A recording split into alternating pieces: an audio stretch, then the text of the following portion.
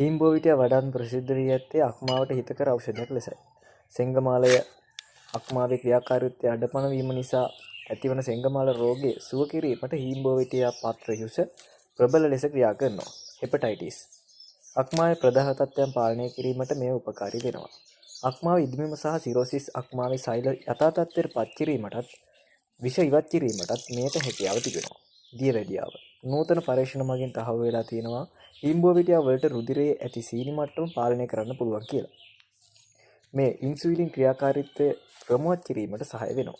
ශරීරයේ ඇති විෂ නසනය කර රුධිරය පිරිසිදු කිරීමට හීම්බෝවිටිය උපකාරී වෙනවා.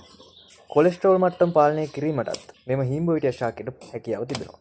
ආහාර ජීවන පද්ධතියේ රෝග සඳහා මේ භාවිතා කරනවා. ඉතින් හීම්බෝවිටිය ශාකය කොහොමද භාවිතා කරන්න කියලා කතා කරොත් හීම්බෝවිටිය ශාකයත් සාමාන්‍යයෙන් ටිකක් හදන විදිහට තමයි අපි හදා ගන්න ඕන. මුලින්ම හීම්බෝවිටිය පත්‍ර කඩාගෙන හොඳට වේල ගන්න ඕන. වේල ගන්න බැරි නම් ඔයගලන්ට පුළුවන් හීම්බෝවිටිය පත්‍ර ටික අරගෙන රත් කරලා හරි කොහොම හරි මෙන්න මේ වීදීමේ තත්ත්වයට ගන්න ඕන. අනිවාර්යෙන් තේ එකක් අපිට හදා ගන්න ආකාරයට පුංචි කුඩු වැටෙන ආකාරයට හදා ගන්න ඕනේ. හොඳට වේලෙන්නට ඕන.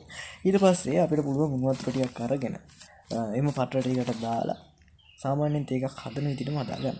කොහොම වුණත් අන්තිමට මෙන්න මේ වගේ කහ පැහැයක් තමයි එන්නේ. ඉතින් සීනි එක් කරගන්න යන්න එපා. මේක තිත්ත නැහැ. ඔයගලන්ගේ ජීවිතේට හොඳයි සීනි නැතුව ආහාරයට ගන්න. ඉතින් හීම්බෝවිටියත් ඒකේ තියෙන බලපෑම ගැන මම ඔයගලන්ට කියලා දුන්නා. ඒ වගේම තමයි හීම්බෝවිටිය ගැන තව වීඩියෝ මම කරලා තියෙනවා මගේ YouTube channel එකේ. අනිවාර්යෙන් බලන්න subscribe කරන්න කියලා මතක් කරනවා. මේ දේ ඔයගලන්ට වැදගත් කියලා මම හිතනවා. ඔයගලන්ගේ ජීවිතය ආරක්ෂා කරගන්න අනාගතයේදී ඔයගලන්ට ගොඩක් වැදගත් වෙනවා. ඉතින් බයක් සැකක් නැතුව පානයට එක් කරගන්න පුළුවන් දෙයක් තමයි හීම්බෝවිටියත් ඒක කියන්නේ.